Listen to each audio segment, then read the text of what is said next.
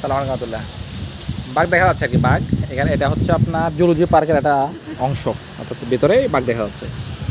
তো এখন আমি বাঘকে বলতে চাচ্ছি যে বাঘটা প্রথম আপনার দেখেন এই যে ঠিক এই অংশটা বাঘ আছে এখানে, এখানে এই বাঘটা এখানে ঠিক এখানে।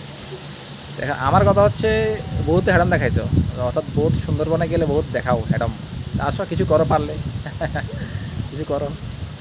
ভাই ভিডিও করতে দেখেন ভাই। ঠিক আছে, আপনারা দেখেন, আপনারা আশা করে দেখবেন। এখানে একটা বাঘ আছে, এইখানে আরেকটা, এখানে দুটো, এখানে দুটো।